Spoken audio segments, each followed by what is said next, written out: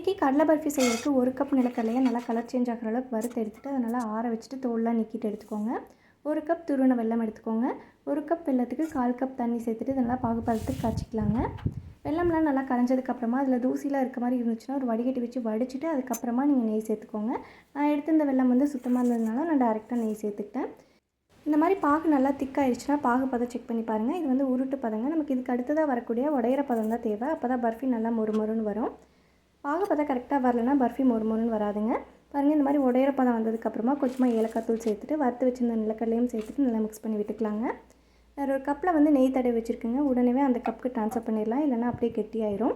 ஸ்பூன்லேயே நெய் தடவி வச்சுருக்குங்க. அந்த ஸ்பூன் வச்சு ஈவனாக ஸ்ப்ரெட் பண்ணி விட்டுட்டு எந்த ஷேப்பில் வேணுமோ அந்த ஷேப்பில் பீஸ் போட்டு விட்டுட்டு வேறு தட்டுக்கு மாற்றிடலாங்க. நல்லா ஆறுனதுக்கப்புறமா இதை பீஸ் போட்டு எடுத்துகிட்டு அதை வந்து ஒரு ஏர்டைட் கண்டெய்னரில் போட்டு 15லேருந்து 20 நாள் வரைக்கும் நீங்கள் ஸ்டோர் பண்ணி வச்சு யூஸ் பண்ணிக்கலாங்க. ரொம்பவே சூப்பராக இருக்கும். ஃபுல் வீடியோவை செக் பண்ணி பாருங்கள். தேங்க்யூ.